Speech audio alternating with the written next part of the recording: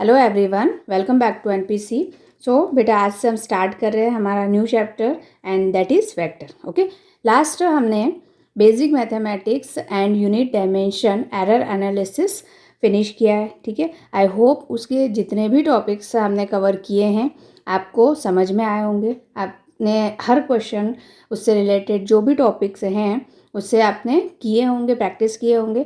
Okay, किसी भी question में अगर कोई भी डाउट है तो बेटा प्लीज़ कमेंट बॉक्स में कमेंट करिएगा। ओके, तो आज से हम स्टार्ट करते हैं हमारा चैप्टर वेक्टर्स। ओके, तो एक्चुअली में लास्ट यूनिट डायमेंशन में हमने पढ़ा था फिजिकल क्वांटिटी के बारे में।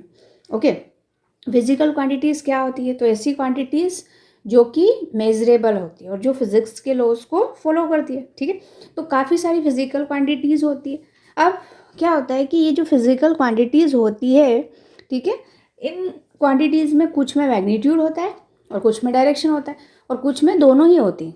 मैग्नीट्यूड का मतलब न्यूमेरिकल वैल्यू, ठीक है, और कुछ में मैग्नीट्यूड और डायरेक्शन दोनों ही होती है। तो इस हिसाब से मैग्नीट्यूड और डायरेक्शन के पॉइंट ऑफ व्यू के अकॉर्डिंग हमने फिजिकल क्वांटिटीज़ को टू पार्ट्स में डिवाइड कर दिया।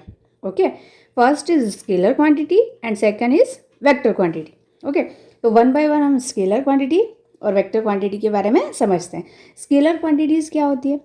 तो स्केलर क्वांटिटीज़ वे क्वांटिटीज़ होती हैं जो कि सिर्फ और सिर्फ मैग्नीट्यूड को डिस्क्राइब करती है। ठीक है, a physical quantity which can be described completely by its magnitude only. Okay, and does not required a direction is called scalar quantity. ठीक है, जैसे मास, वॉल्यूम, डेंसिटी, ये क्वांटिटीज़ क्या है बेटा? Scalar quantity. क्यों? क्योंकि इसमें हमें डायरेक्शन की कोई ज़रूरत नहीं। अगर आपने मास लिखा है 1 kg, ओके, तो 1 kg मतलब ये मास है, इसमें डायरेक्शन की कोई ज़रूरत नहीं। ओके, वो इसी तरह से वॉल्यूम, डेंसिटी, ये सब क्वांटिटीज़ जो होती है बेटा स्केलर होती है। स्पीड, डिस्टेंस, ये सभी स्केलर क्वांटिटीज़ है।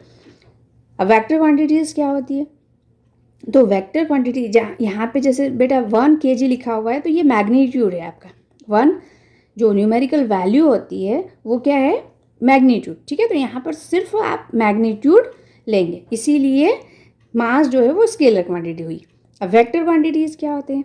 तो physical quantities which has both magnitude and particular direction and obeys the triangular law of vector addition. Okay, vector addition के लिए ट्रायंगल रूल और पैरेललोग्राम रूल, ओके, और भी पॉलीगन लॉ जो होता है और भी रूल्स हैं। तो वेक्टर क्वांटिटीज़ क्या होती है? जिसमें मैग्नीट्यूड और डायरेक्शन के साथ साथ वो वेक्टर लॉ को फॉलो करे। वेक्टर जैसे अगर आपको वेक्टर का एडिशन करना है, ठीक है, तो उसमें एडिशन जो है वो एल्जेब्रिक एडिशन नहीं होगा, एल्जेब्रिक सम नहीं होगा। जैसे स्केलर में हम करते हैं 1 + 2 दैट इज़ 3। ओके, ये एल्जेब्रिक सम ये स्केलर में होता है। ओके, स्केलर में अगर आप लिखें तो 1 + 2 आप 3 लिखेंगे, लेकिन यहाँ पर जो वेक्टर क्वांटिटीज़ है अगर उसमें मैग्नीट्यूड है और डायरेक्शन है तो भी वो वेक्टर नहीं होंगी। ओके, मेन कंडीशन क्या होगी इसमें? एडिशन के लिए जो न्यूमेरिकल ऑपरेशंस है उसके लिए हमें कुछ रूल्स दिए हुए हैं, जैसे triangle law, parallelogram law, polygon law. तो इन चीज़ों का जो वेक्टर क्वांटिटीज़ हैं वो फॉलो करेंगे। ठीक है, ऑबे करेगी वेक्टर क्वांटिटीज़। अब वेक्टर क्वांटिटीज़ क्या क्या होती है? तो डिस्प्लेसमेंट है, वेलोसिटी है, एक्सेलरेशन है, वो क्या है? Vector quantities. ठीक है, अब वेक्टर सपोज कि एक क्वांटिटी है आपके पास, उसको आपने दे दिया नाम ए। ठीक है, अब ए वेक्टर क्वांटिटी को किस तरह से रिप्रेजेंट किया जाता है? रिप्रेजेंटेशन हम पढ़ते हैं, रिप्रेजेंटेशन ऑफ वेक्टर क्वांटिटी। ठीक है, वेक्टर क्वांटिटी। अब वेक्टर क्वांटिटी को हम रिप्रेजेंट कैसे करते हैं? अगर कोई वेक्टर क्वांटिटी आपको दी हुई है ए, ठीक है, ये ए, तो ये इस तरह से एरो आप लगा देंगे। ए के ऊपर क्या लगाया आपने? एरो। ठीक है, एरो।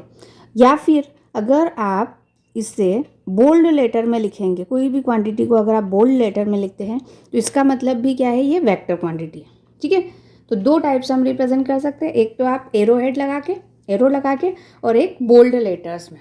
ओके, अब ये जो आपका एरो है ये दिख रहा है, जो इसके ऊपर हमने ए के ऊपर आपने इस तरह से एरो बनाया, ठीक है। तो यहाँ पर ये जो एरो का हेड है, ठीक है, ये क्या है बेटा, हेड।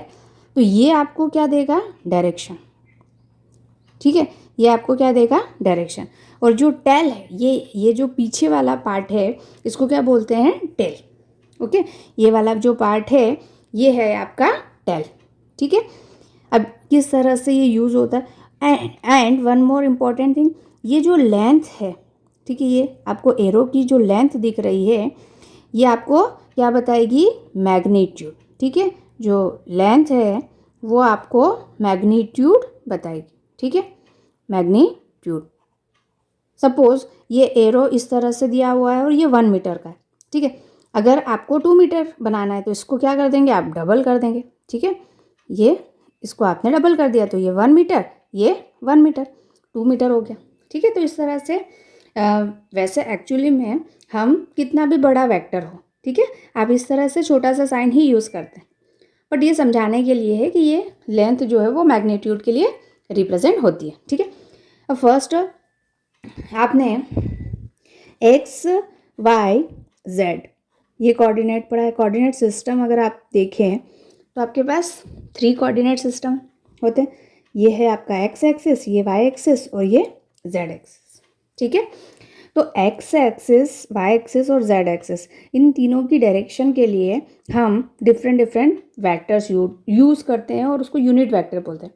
अभी आएगा टाइप्स ऑफ वेक्टर में, लेकिन इसके पहले मैं आपको ये समझा देती हूँ कि अगर मैं एक्स में चली हूँ, एक्स में अगर आप कुछ डिस्टेंस ट्रेवल किए हैं, वाई में किए हैं, जेड में किए हैं, तो अगर आप एक वेक्टर लेते हैं ए, ठीक है। अब ये तीनों डायरेक्शन के लिए अगर यूज़ है तो इससे आप लिख सकते हैं ए एक्स, एक्स में कितना चले ए एक्स, ठीक है। तो ये जो आई केप है ये डायरेक्शन को शो करता है।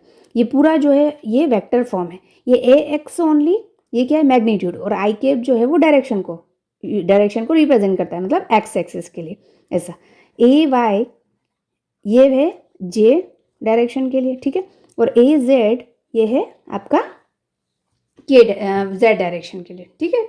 तो आई केप एक्स के लिए यूज़ करते हैं, जे केप वाई के लिए और के केप जेड के लिए यूज़ करते हैं, ठीक है। इसमें जैसे देखो डायरेक्शन के लिए अगर हमने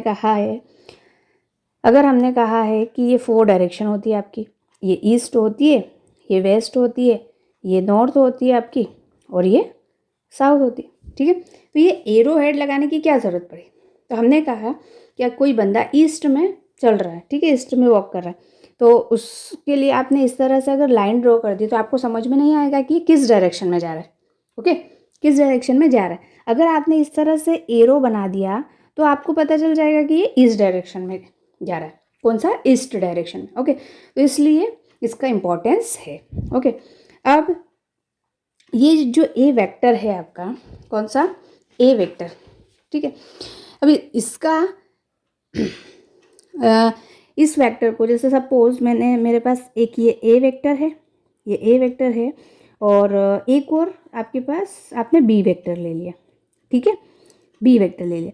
अब इन दोनों को अगर मैंने ए वेक्टर और ये मैंने बी वेक्टर लिया, ठीक है। अब वन मोर इम्पॉर्टेंट थिंग कि वेक्टर्स को हम पैरेलल शिफ्ट कर सकते हैं, ठीक है। मतलब बी वेक्टर अगर यहाँ है तो मैं बी वेक्टर को इस तरह से यहाँ पर लिख सकती हूँ, ठीक है। पैरेलल शिफ्ट कर सकते हैं तो वो वेक्टर चेंज नहीं होगा, लेकिन अगर एंगल को ही चेंज करते हैं, ठीक है, वेक्टर का एंगल चेंज करते हैं तो फिर वो वेक्टर चेंज हो जाता है। तो हमने क्या किया, 2 वेक्टर्स लिए। अब ये 2 वेक्टर्स की मैंने टेल से टेल कनेक्ट किया, क्या किया, टेल से टेल कनेक्ट किया। सपोज इनके बीच में एंगल 60 डिग्री है, ठीक है। तो अगर आप इन्हीं वेक्टर को हेड टू टेल कनेक्ट करेंगे, मतलब सपोज ये आपका ए वेक्टर है, ठीक है, और ये जो बी वेक्टर है ये इस तरह से मैंने कनेक्ट किया, क्योंकि ये पैरेलल शिफ्ट हो सकता है तो मैंने इसे थोड़ा नीचे करके पैरेलल कर दिया, ओके। अब बताओ कि ये ए और बी के बीच में एंगल कितना होगा, एक ए और बी के बीच में एंगल कितना होगा बेटा, 120 डिग्री, ठीक है। क्योंकि इस लाइन को जब आप आगे बढ़ाओगे तो ये पूरा 160 हो जाएगा, तो 180 हो जाएगा, तो ये बचा हुआ जो एंगल है ये आपका 60 डिग्री, ठीक है। तो जब आप हेड टू टेल कनेक्ट करते हैं तब आपका 120 डिग्री एंगल आया, और टेल टू टेल कनेक्ट करते हैं तो 60 डिग्री। तो हमेशा टेल टू टेल कनेक्ट करते हैं तो एंगल कम आता है और एंगल चेंज हो जाता है इस केस में। क्लियर? ओके। तो ये जो था ये आपका वेक्टर से रिलेटेड कुछ बेसिक टर्म्स थे, ओके, जो हमने किए। अब नेक्स्ट वीडियो में हम टाइप्स ऑफ वेक्टर की बात करेंगे। ओके।